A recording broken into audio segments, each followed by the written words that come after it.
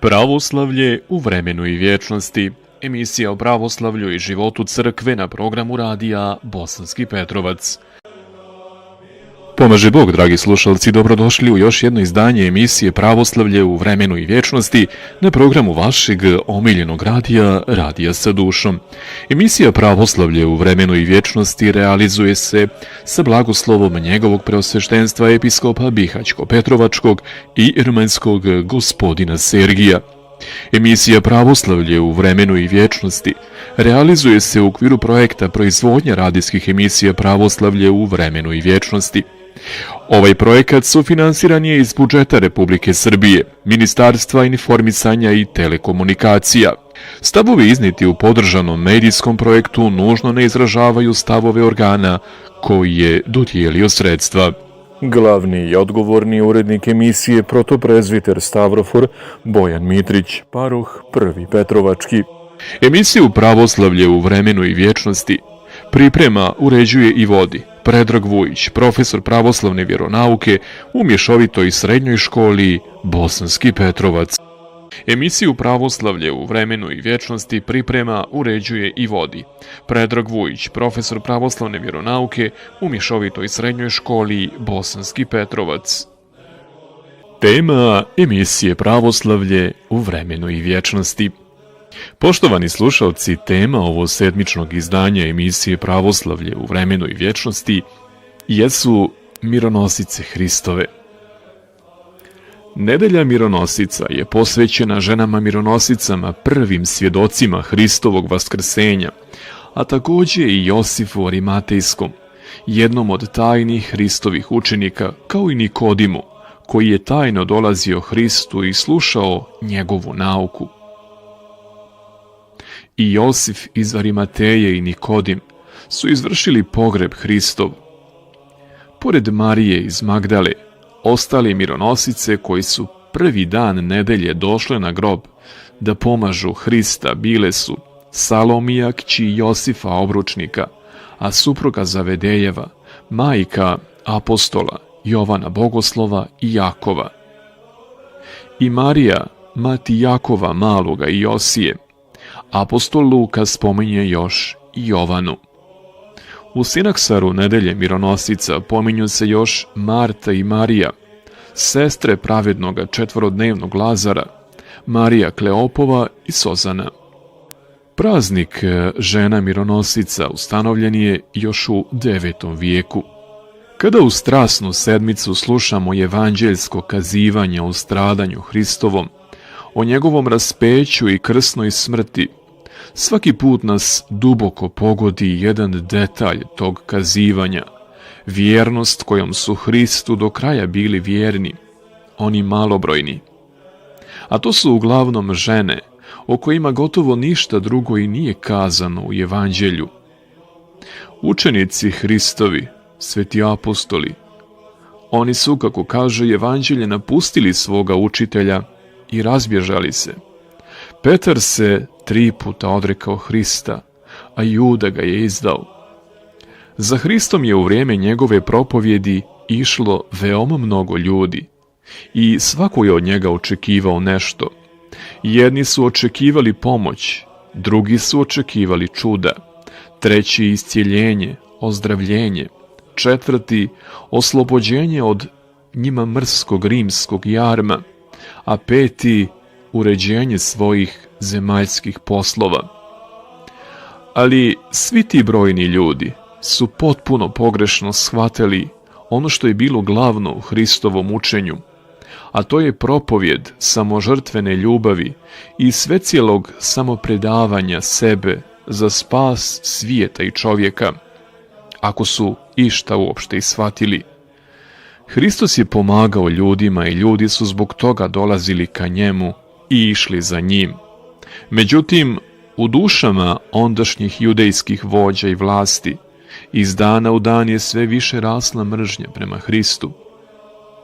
U Hristovoj propovjedi o ljubavi sve su se češće čula predskazanja o tome da će on samoga sebe prinijeti toj ljubavi na žrtvu. I mnoštvo ljudi koji su ga dotad pratili počelo je sve više da se osipa i prorjeđuje. I sve se to ubrzo završilo. Svjetlost je zagasnula i poslije cvijeti. Nastupila je tama, usamljenost, beznadežna žalost, strasne sedmice. A najstrašnije od svega je bilo to što su ga u posljednje dane izdali oni jedini koji su mu bili bliski, učenici njegovi, oni kojima je cijelog sebe predao. Međutim, nisu svi pobjegli. Pod krstom se događalo čudo zemaljske vjernosti i zemaljske ljubavi. Oni koji su u vrijeme Hristove zemaljske slave bili tako daleko, koje gotovo nismo ni sreli na stranicama Evanđelja. Oni kojima, kako vidimo iz Evanđelja, Hristos nije ni govorio o svom vaskrsenju i za koje je stoga u noć pod krstom njegovim zaista sve bilo gotovo i sve mu bilo kraj. Upravo se oni ili one pokazuju kao najvjerniji i najistrajniji i nepokolebljivi u zemaljskoj ljubavi. Evanđelist Jovan piše: a stajali su kod krsta Isusova mati njegova i sestre matere njegove, Marija Kleopova i Marija Magdalina. A potom, pošto je Isus već umro, dođe Josif iz Arimateje, koji biješe učenik Hristov, ali krišom zbog straha od Judejaca zamoli Pilata da uzme tijelo Isusovo. I dopusti Pilat. Onda dođe Josif i uze tijelo Isusovo, a dođe i Nikodim, koji je prvi put dolazio noću Isusu, i donese pomješane smirne i aloje oko 100 litara.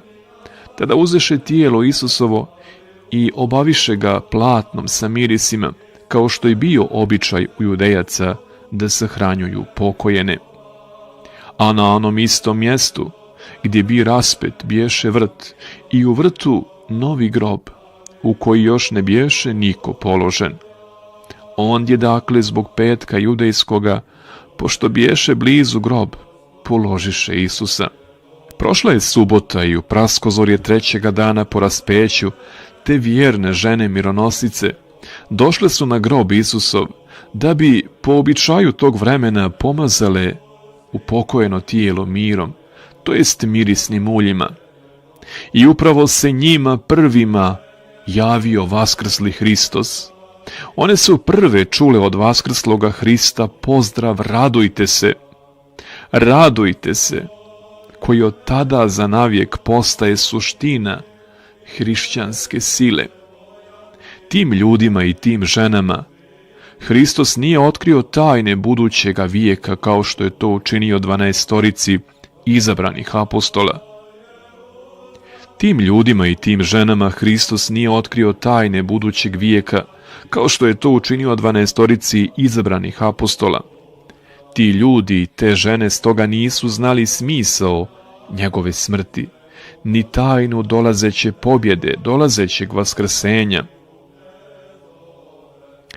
Za njih je smrt njihovog učitelja i prijatelja bila stvarna smrt i kraj svega, a ta smrt je pritom bila još i strašna i sramna smrt raspećem na krstu, strašan kraj i završetak.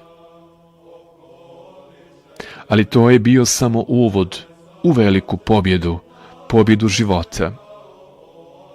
Ta smrt na krstu na Veliki petak bila je samo uvod u veliku pobjedu života, pobjedu nad tom istom smrću koja više nema vlast nad čovjekom. Mironosice su stajale pod krstom zato što su ga neizmjerno voljele i što su iz ljubavi sastradavale sa njim. One nisu ostavili njegovo mrtvo izmučeno tijelo, već su izvršili sve ono što oduvijek čini ljubav pri posljednjem rastanku sa voljenim. Apostoli Hristovi koje je Hristos molio da bdiju i da se mole da ne padnu u iskušenje, jer duh je krepak, ali je tijelo slabo. U trenutku strašne borbe i agonije, posljednje molitve u Gecimanskom vrtu, kada je on, po riječima Evanđelja, počeo da se žalosti i tuguje, odrekli su se njega, učitelja. Napustili su ga, razbježali se, a oni od kojih on ništa nije tražio, ostali su vjerni po svojoj prostodušnoj ljudskoj ljubavi, a Marija stajaše kraj groba plačući. Tako kroz sve vjekove plače ljubav, tako i sam Hristos plakao pored groba svog prijatelja Lazara. I gle, ta je ljubav prva saznala za pobjedu Hristovu. Toj ljubavi, toj vjernosti je prvo i bilo dano da sazna da više ne treba nikada da plače, da je pobjeda progutala smrt, da je vaskrsenje jednom za svagda uništilo smrt i da više nema i da više nikada neće biti tog beznadežnog rastanka. Eto, to je smisao izlaska žena mironosnica u rano nedeljno jutro na Isusov grob.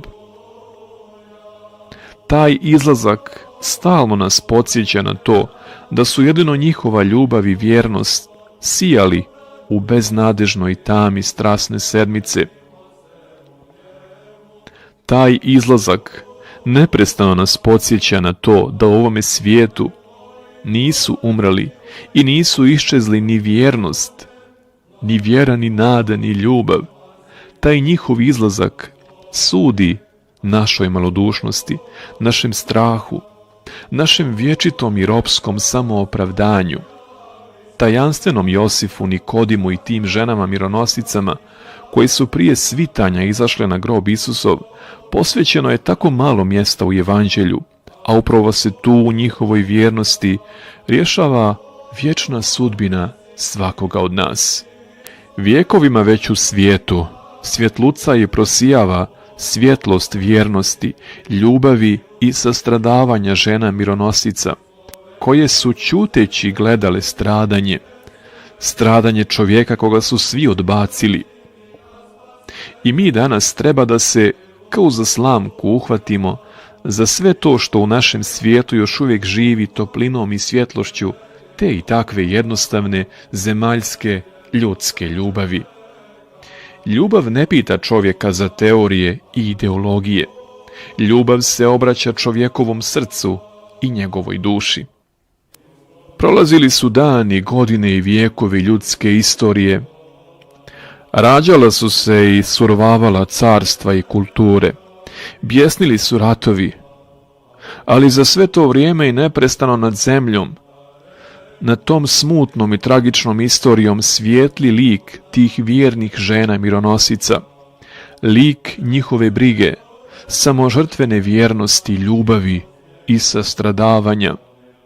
I da u istoriji nije bilo prisustva i svjetlosti tog njihovog lika, naš svijet bi, bez obzira na sve njegove uspjehe i dostignuće, bio samo jedan strašan svijet, svijet bez ljubavi.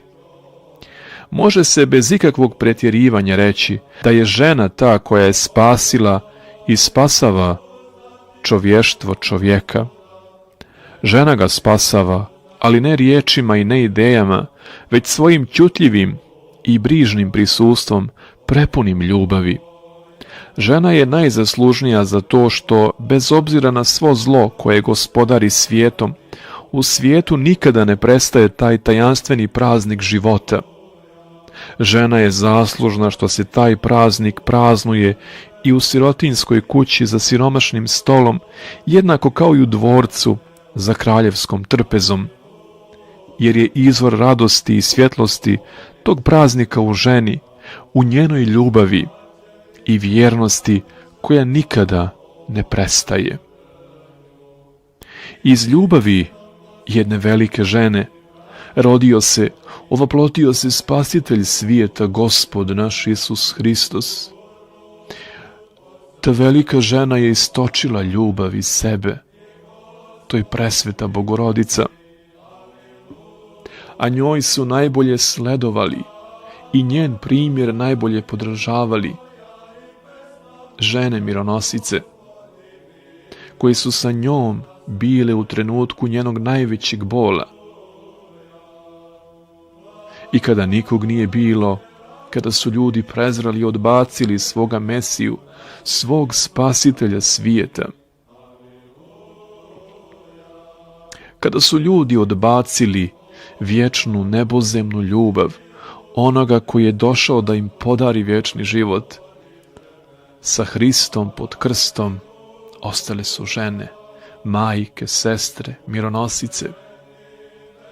I te žene su prvi blagovjesnici vaskrsenja.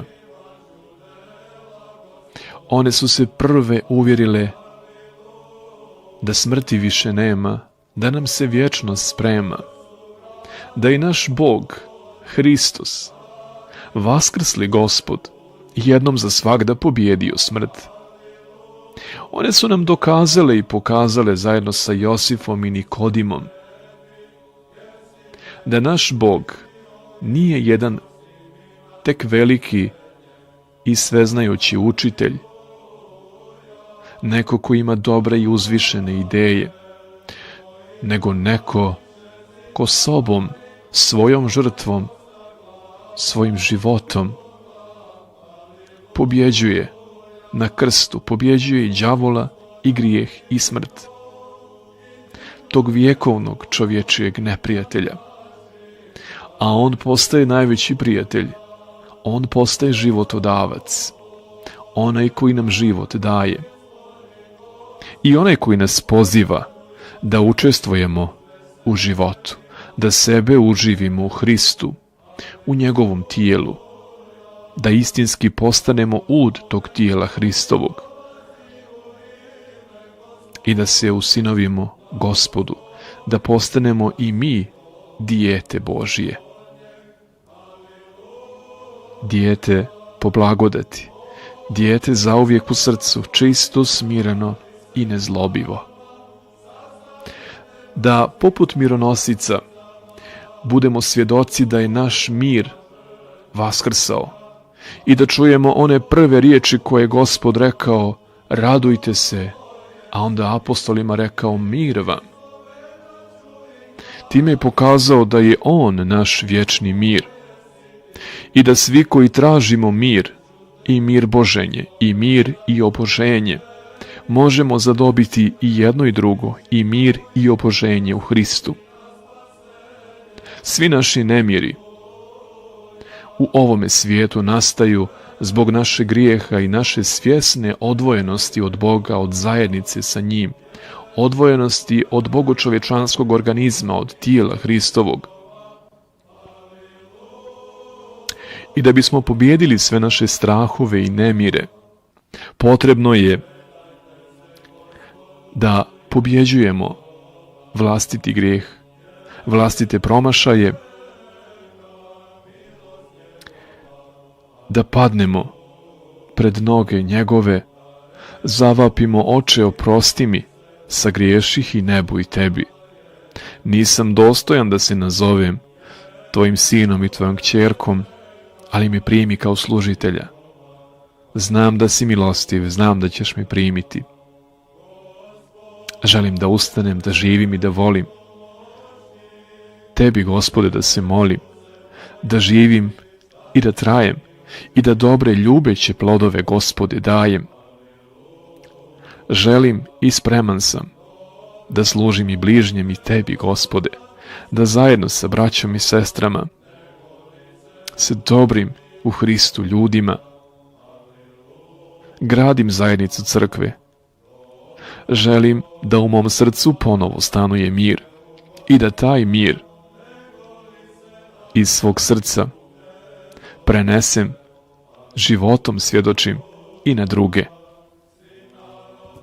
Jer znam da si ti mir i da ću svoj izgubljeni mir povratiti jedino u zajednici sa tobom, Hriste moj, Gospode moj. Otprilike ovako bi trebali da se obratimo Hristu, da istinski smirenim srcem poželimo da se vratimo u zajednicu sa mirom našim, Hristom, vaskrslim Gospodom. I da taj mir koji zadobijemo u liturgiji, u zajednici crkve, svjedočimo, ali i prenesemo suštinski, energetski blagodatno na ostale ljude i na čitav svijet. Jer počeli smo liturgiju riječima: u miru Gospodu se pomolimo. Sami sebe, jedni druge i sav život svoj Hristu Bogu predajmo. A završili liturgiju riječima: u miru iziđimo. Jer pričestili smo se mirom našim Hristom Bogom i sada taj mir nosimo u srcu svome, a tako ne živim više ja, kaže apostol Pavle, nego Hristos živi u meni. A mi bismo rekli: tako ne živim ja. Nema više onih mojih nemira u meni. Nema moga ega, niti one gordosti koja me odvaja od Boga i od bližnjeg. Sada je mir vječno u mome srcu. I ja želim da taj mir svjedočim ovome svijetu, da prenesem na moga bližnjeg. A tamo gdje je mir, tamo je utvrđena vjera, tamo je potvrđena nada i tamo caruje ljubav. A u ljubavi je smirenje. Samo smiren čovjek koji je spreman da se uzdržava, da trpi, da se ne gordi, on može iskreno da voli, da se odrekne sebe, ponese krst svoj, pođe za Hristom, da dođe u sabor crkve, u zajednicu i da se moli za sebe, za čitav svijet i za bližnjeg, da se stara ne samo o svom spasenju, o svom vlastitom miru, jer punoća mira je kada sam smiren i srećan. Ja, kada sam smiren, srećan i kada volim ja i kada sam voljen, ali kada su smireni i srećni, kada su u zajednici sa mirom Božjim i svi dobri ljudi oko mene. I tako smo došli do kraja još jednog izdanja emisije Pravoslavlje u vremenu i vječnosti, na programu vašeg omiljenog radija, Radija sa dušom. Ekipa koja je realizovala ovo druženje i ovu emisiju želi vam svako dobro u Gospodu. Radujte se u radosti vaskrsenja Hristovog. Svjedočite vaskrslog Gospoda na sve strane, na svakom mjestu i u svako vrijeme. Boga molite, bližnjeg volite, volite život i živite samo da biste voljeli. Do slušanja i prijatno.